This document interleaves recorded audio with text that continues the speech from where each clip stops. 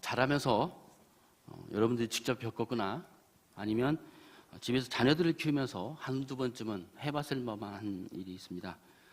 이빨을 뽑는 거죠. 아이들이 자라면서 이빨이 흔들흔들되면 뭐 문지방에 걸어놓기도 하고 뭐 이것저것 참 좀 조금 저속한 편이지만 생쇼를 해가면서 눈물콧물 다 짜고 아이들 이빨을 뽑아주곤 합니다. 사실 그 유치가 빠져야 영구치가 나와서 자기가 되는 건데 그 과정을 아이들은 참 무서워합니다. 저도 아이를 둘을 키우면서 제가 본의 아니게 제가 당했던 일을 그대로 복수한 일이 있었습니다. 뭐냐면 아들이 아빠 이빨이 흔들려. 그래서 그래 이리 와봐. 한번 보여줘봐. 하니까 아이가 이 하고 오더라고요. 저는 생각 없이 손을 쏙 집어넣고 그냥 흔들릴 이빨을 쑥 접뺐습니다. 아이가 뒤로 벌렁 누우면서 아빠 비와 피를 룩 흘리면서 그러더라고요. 그래서 미안한 마음에 야 이게 빠져야 이빨이 나와. 그래도 비와. 그래서 사실은 아빠도 할아버지한테 당했어. 그랬던 기억이 나는데, 네, 오늘은 좀 이빨 이야기를 좀 하고 말씀과 좀 연결을 지으려고 합니다. 순망치안이라는 고사성어가 있습니다. 유래는 이렇습니다. 중국에 혼란스러웠던 시대가 있었는데 춘추 전국시대라는 시대가 있었습니다. 강호들이 크고 작은 나라들이 얽히고 설켜서 먹고 먹히는 그런 전쟁을 오랫동안 했습니다. 진이라고 하는 강한 나라가 있었고 그 주변에 우라라는 나라가 있었고 좀 특이합니다. 바로 그 사이에 객이라는 나라가 있었습니다. 이 진나라는 이 객이라는 나라를 치기 위해서 우나라에게 사신을 보냈습니다. 우리가 이 객을 치려고 그러니까 너희가 길을 열어다오라는 요청을 했습니다. 워낙 강한 나라 진나라였기 때문에 이 우나라도 뭐 이것을 당할 재간이 없죠. 마다할 어떤 힘이 없고요.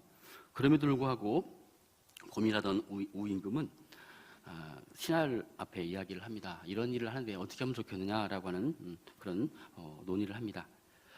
마침 우나라에 궁직이라고 하는 훌륭한 재상이 있었습니다. 이 궁직이는 이렇게 말을 했습니다. 그건 절대 불가합니다.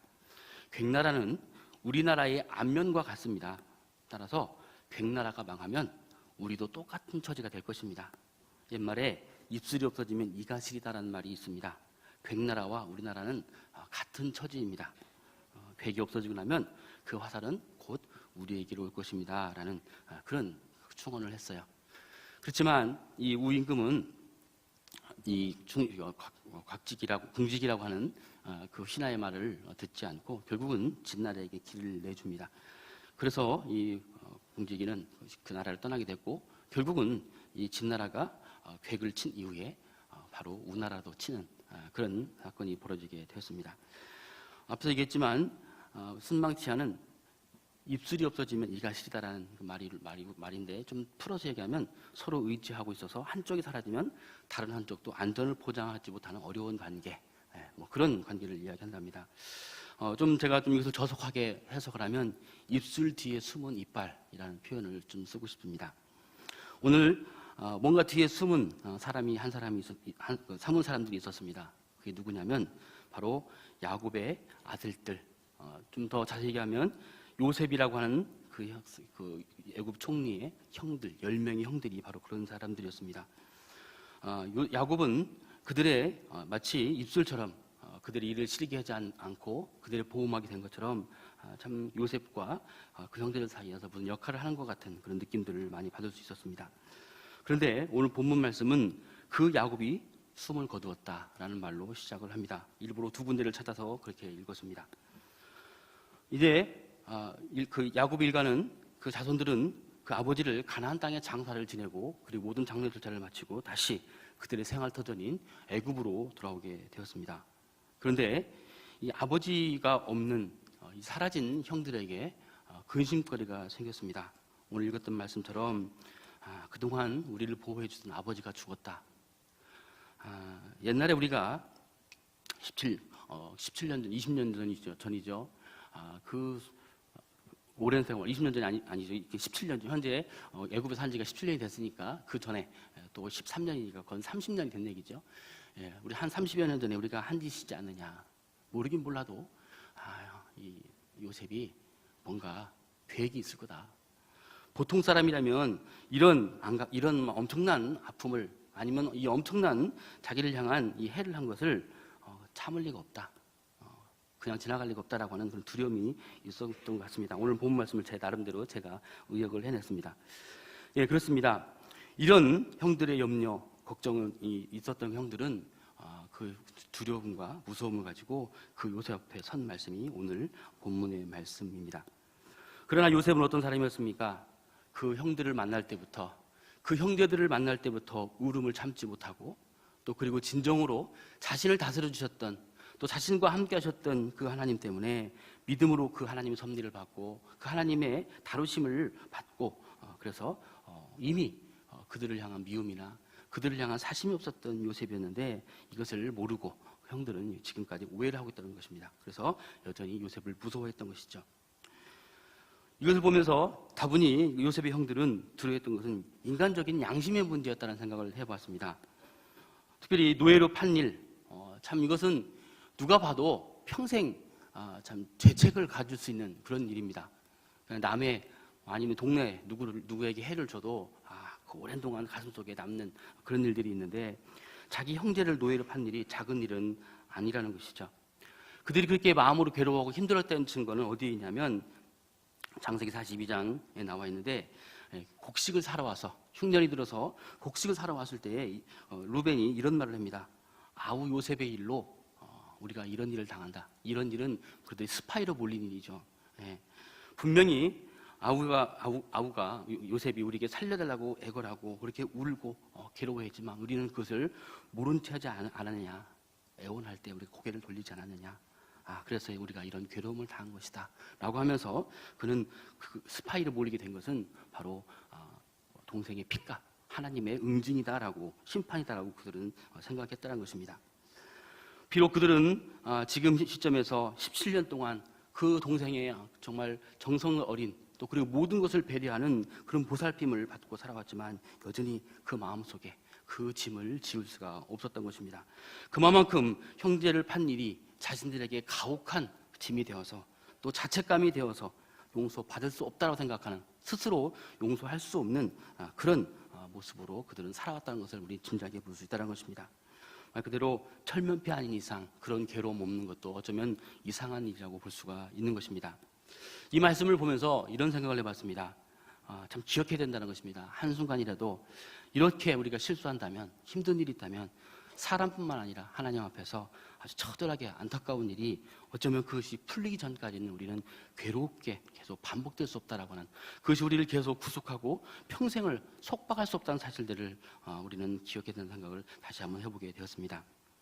또한 그들의 염려는, 두려움은 중요한 원인이 하나 있었습니다. 그것은 믿음의 문제이기도 했습니다. 요셉은 하나님을 전적으로 신뢰하고 의지하는 믿음의 소유자였습니다. 충분히 그리고 불평을 하고 그 형제들에게 안갚음을 해도 문제 삼을 수 없는 그런 위치였음에도 불구하고 모든 것을 하나님의 계획이라고 그렇게 믿고 또 모든 것이 협력하여 선을 이룬다라고 하는 그런 대선적인 그런 믿음으로 살았던, 그런 원리를 바라보고 살았던 그렇기 때문에 그는 형제들을 향한 미움을 가질 만한 그런 여유가, 그런 어떤 옹졸함이 있을 수 없다는 것이죠. 반면에 그 형들은 어떻습니까? 지금 그들 앞에 있는 것은 하나님이 아니고 아버지였습니다. 지금까지는. 그리고 그 아버지가 사라지니까 당장 현실적으로 그 요셉이 눈앞에 들어오는 것입니다. 다시 말하면 하나님을 믿지 못하는 것이죠. 요셉을 통해서 17년 동안 모르긴 몰라도 수십 번 수백 번 미안해 아마 했을 것 같아요. 그때마다 요셉이 뭐라고 했겠습니까? 하나님이 하시는 일, 나와 당신들을 살리기 위해서 저를 이곳에 먼저 보낸 것입니다. 성경에 여러 번 반복이 되잖아요. 오늘 말씀도 그렇게 반복이 되고요. 그렇게 귀에 딱지가 않도록 반복을 했건만 형들은 하나님을 믿지 못했습니다. 아닐 거야. 하나님은 그런 분이 아닐 거야. 자신들이 생각하는 하나님, 자신들이 해석한 그 하나님으로 지금 하나님을 전락시키고 여전히 용서치 않는 하나님으로 그들은 알고 있었다는 것입니다. 특별히 그렇게 하나님을 믿지 못하니까 요셉을 두려워할 수밖에 없고 누군가를 계속 의심하고 또 스스로에게 자책할 수밖에 없었다는 것입니다. 요셉을 이렇게 두려워한 형제들은 그래서 용서를 구하고 자기들 살 길을 구할 묘책을 생각해냅니다. 그래서 생각해낸 것이 이겁니다. 아버지께서 돌아가시기 전에 남기신 유언이 있습니다. 아우님에게 전하라고 하면서 너 형들이 너에게 몹쓸 짓을 했지만 이제 이 아버지는 내가 형들의 허물과 죄를 용서해 주길 바란다. 이렇게 유언을 하셨습니다. 라고 말을 전하는 것입니다. 그러면서 우리 아버지께서 섬기신 그 하나님의 종들인 우리를 이제 용서하십시오. 우리는 당신의 종입니다. 라고 하면서 아버지의 이름을 팔아서 아버지 야곱을 빙자해서 요셉에게 17년 동안 쌓아뒀던 자기들의 속내를 털어놓는 것을 보게 되어집니다. 이것은 그들이 생각한 몇 가지 배려란 표현보다도 지략이었습니다. 하나는 참 요셉이 효자였던 것 같아요. 아버지 이름을 팔면 아버지를 그대로 받들었던 것 같아요. 그러다 보니까 아버지라는 표현, 아버지 이름을 팔았던 거죠. 또 그리고 더 강조하기 위해서 우리 아버지라는 표현만으로 당신의 아버지, 너의 아버지, 우리가 상관없는 아버지라는 표현이 아니라 아주 강조점이 다른 겁니다. 너의 아버지 야곱이, 그리고 우리 아버지 야곱이 이 말을 꼭 들으라고 우리를 용서해 주라고 했어. 우리를 좀 봐주면 안 되겠니? 라고 그들의 진심을, 또 그들의 정말 심정을 털어놓고 있는 것입니다. 어떤 면을 보면 비록 이들이 두려움 가운데 사로잡혀서 꾸며내는 말 같지만 사실은 꾸며낸 게 아니라 정말 그들의 심정을, 그들의 진심을 담아서 용서를 구하는, 또 그들의 부끄러움을 드러내는 그런 모습이기도 한다는 것입니다. 자신들이 정말 몹쓸 짓을 저질렀다는 것을 동생에게 인정하면서 용서를 구하는 그들의 모습을 볼 수가 있습니다. 그런데 이 소식을 들은, 이 전갈을 들은 요셉은 또 한 번 웁니다.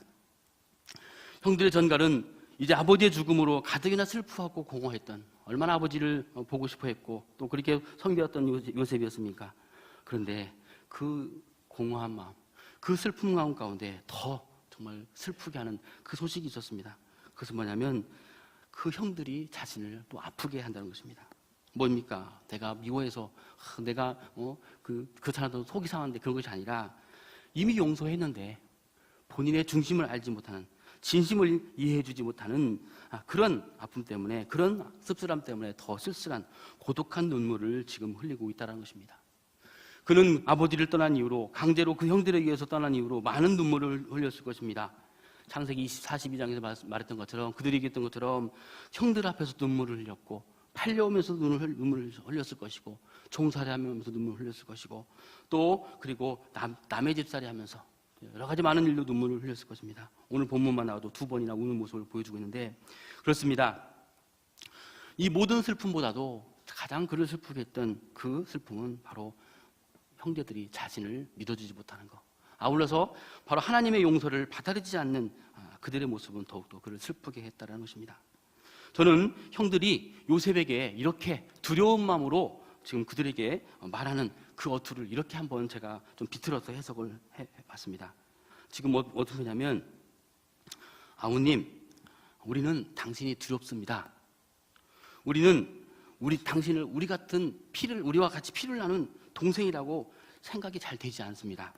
다만 당신은 우리에게 두려움과 공포를 주는 이집트의 통치자에 불과한 것 같습니다. 라고 하는, 좀 남의 이야기처럼 한 이유는 요셉이 그렇게 서운하지 않을까라는 생각해 봅니다.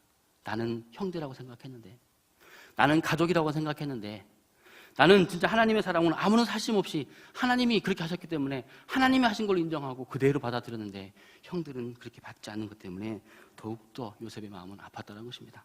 그래서 그 말을 듣자마자 요셉은 또 울었다라고 오늘 본문은 말씀하고 있는 것입니다. 그럼에도 불구하고 요셉은 형들에 대한 용서를 재차 확인합니다. 요셉은 아버지의 부탁이라며 전가를 받은 후 자기를 직접 찾아와서 엎드려서 우리는 당신의 종들입니다 라고 말하는 그 형들을 바라보며 그들의 어깨를 다독이며 그들의 모습들을 다 그대로 받아들이면서 이렇게 말합니다. 19절부터 21절 말씀인데요. 우리 같이 한번 읽어볼까요? 읽었던 말씀이지만 한번 같이 크게 21절까지 한 목소리로 크게 읽도록 하겠습니다. 요셉이 그들에게 이를 때 두려워하지 마소서. 내가 하나님을 대신하리이까. 당신들은 나를 해하려 하였으나 하나님은 그것을 선으로 바꾸사 오늘과 같이 많은 백성의 생명을 구원하게 하시려 하셨나니 당신들은 두려워하지 마소서. 내가 당신들과 당신들의 자녀를 기르리다 하고 그들을 간곡한 말로 위로하였더라. 아멘. 예, 걱정하지 마세요. 뭐 괜찮아요. 그런 거칠의 그런 말이 아니라 간곡한 말로 위로하였더라. 지금 이 장면은요, 그냥 단순히 아유 괜찮아요 그 정도 아니라 눈물로, 우리 식으로 표현하면 눈물로 콧물로 간곡하게 그들의 형들의 손을 붙잡고 같이 아버지가 아니 아버지 같은 형제로서 한 아버지를 둔 그 형제로서 그리고 또 하나님을 섬기는 그런 주의 종들로서 지금 이렇게 호소하고 있는 그 요셉과 형들의 모습을 볼 수 있다는 것입니다. 오늘 말씀을 통해서 저는 세 가지 메시지를 얻어냈습니다. 첫 번째로는 진정한 가족, 온전한 교회 공동체가 되기 위해서는 사람이 아니라 주님 앞에 서라는 것입니다. 부친 야곱의 그늘 아래 거하면서 요셉이라고 하는 아주 월등한 권력자의 힘으로부터 보호받고 그렇게 믿고 있었던 형제들은 이제 그 방어막이 상실되자 두려움에 사로잡히게 되었습니다. 그러나 좀 늦긴 했지만 이제 그들은 자신들의 과거, 다시 말하면 도단에서의 죄악을 기억하면서 이제 우리의 죄를 용서하소서, 아주 정중한 말로, 진심 어린 말로 회개하며 요셉 앞에 나오는 모습을 볼 수가 있습니다. 요셉은 자신의 진심, 이미 여러 차례 밝혔던 대로 재차 용서를 오늘 본문에서도 확인을 합니다. 과거의 아픈 사실들을 마치 상처의 딱지를 떼어내듯이 그렇게 아픔을 뒤척이기보다는 도리어 형제들을 진심으로 위로하는, 정말 격하게 위로하는 그의 모습을 오늘 본문에서 볼 수가 있다는 것입니다. 이것은 아버지가 죽은 이후 형제들 간의 이질감, 그동안 있었던 그 형제들 간의 강을 이제는 건너서는, 이질감을 없애는 그런 아주 뜨거운 상봉의 모습. 이미 17년 전에 만났지만 진짜 만남이 아니라 지금 진짜 만남을 하고 있는 그들의 모습을 우리는 볼 수가 있다는 것입니다. 17년 동안 동거했지만 진짜 가족이 못됐지만 이제 뜨거운 사랑으로, 가족의 사랑을 넘어서 하나님의 사랑으로, 또한 용서라고 하는, 또한 은혜라고 하는 그 사랑으로 하나가 된 그들의 모습을 볼 수가 있다는 것입니다. 이제 이스라엘 민족 공동체가 원천적으로는 한 아버지를 둔 그런 공동체인 건 사실이지만 이전에 더 고차원적으로 이제 사랑의 공동체로서 서로 이해하고 서로 용서하고 서로를 받아들이는 진정한 가족으로, 진정한 공동체로 태어나는 바로 출발점이 지금 이 순간이라는 것입니다. 이 같은 사랑의 공동체는 오늘날 영적 이스라엘 공동체인 우리 교회, 우리 수원영광교회도 적용되는 그런 말씀인 줄로 믿습니다. 특별히 사람이 아닌 오직 예수 그리스도로 우리 교회가 세워졌고 우리 교회가 성립이 되었습니다. 그렇기 때문에 우리도 사람이 아닌 오직 예수 그리스도를 통해서 서로 관계의 출발점이 되는, 예수 그리스도가 주인이 되고 예수 그리스도가 우리 관계의 중심이 되는 그런 귀한 관계를 갖는 성도님 되시기를 축복합니다. 두 번째로, 주님의 용서와 사랑은 변함이 없다는 진리를 다시 한번 발견할 수가 있습니다. 용서를 받았으면서도 환경이 변했다고 해서 용서를 의심하는 그 형들의 모습은 이미 받은 구원의 은혜성, 또 어려운 편이지만 용서의 완전성을 의심하는 그런 우리 성도들의 모습, 우리 신자들의 모습을 떠오르게 합니다. 우린 자주 이러한 정말 부족한 우리의 믿음 때문에 하나님의 은혜를 자기 것으로 누리지 못하는 좀 어려움을 겪는 우리들의 모습을 종종 발견하게 되어집니다. 왜 그럴까요? 그것은 바로 하나님의 은혜를 인간적인 노력으로 살려고 하기 때문에 그렇다는 것입니다. 따라서 내 영적인 상태, 육적인 상태, 삶의 상태, 경제적인 상태, 가정의 상태에 따라서 내가 용서받은 것 같기도 하고, 내가 복받은 것 같기도 하고, 반대로 내가 용서받지 못한 것 같기도 하고, 내가 죄받는 것 같기도 하고, 내가 지금 징벌을 받는 것 같기도 한, 좀 가혹하게 표현한다면 구원받은 것 같기도 하고, 어떨 때는 구원받지 못한 것 같기도 하는 그러한 감정의 기복에 의해서 자꾸 천당에 갔다 지옥에 갔다 하는 우리들의 감정, 믿음이 아닌 감정에 휩싸일 때가 우리는 많다라는 것입니다. 특별히 인간관계에 있어서 다른 사람이 용서했어, 잊었어 라고 하는 거, 물론 다 믿는 거 지혜만은 아닐 겁니다. 물론 사람을 믿지 말라는 것이 아니라 때로는 그런 정치적인 트릭이 필요할 때도 있긴 해요. 그렇지만 하나님의 용서, 다시 말하면 하나님의 앞에 또 성도들과의 관계에 있어서 예수 그리스도가 주신 용서를, 하나님이 우리에게 베푸시는 은혜에 대해서 이렇게 의심하는 것, 다시 말하면 하나님의 용서와 하나님의 사랑의 그 변함없음에 대해서 의심하는 것은 우리의 믿음의 문제라는 것입니다. 하나님은 바뀌지 않고 변하지 않으시는데 우리는 자꾸 우리가 바뀐다는 것이죠.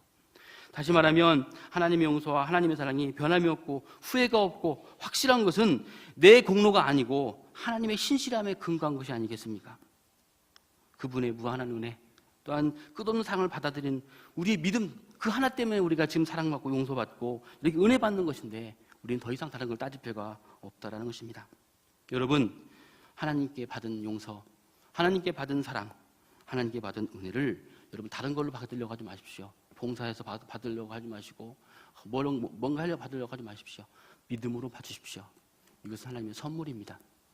그리고 그 나머지는 그 감격으로 나오는, 또한 그것으로 인해서 나오는 우리의 고백일 수밖에 없다는 것입니다. 봉사는 고백으로 하시길 바랍니다. 충성은 고백으로 하시길 바랍니다. 구원과 용서는 믿음으로 받는 그런 귀한 성도님 되시기를 축복합니다. 세 번째입니다. 그리스도를 닮은 진정한 용서의 사람이 되기를 축복합니다. 요셉의 눈물은 용서의 진정성을 우리에게 보여주고 있습니다. 그가 형들에게 두려워하지 마세요라고 하는 표현은 그저 입에 발린 그런 빈말은 아니었습니다. 형들의 악을 용서할 뿐만 아니라 실제적인 애정으로 그는 보답을 합니다. 간곡한 말로 위로하고 뭐라고 합니까? 후손들을 돌보겠다고, 당신과 그 후손들을 지키겠다고 하는 약속을 그는 합니다. 실제로 요셉이 살아날 동안 또 요셉이 그 보살핀 것 때문에 요셉과 그 이스라엘 공동체는 말 그대로 번영하는 그런 발판이 된 것은 사실인 것입니다.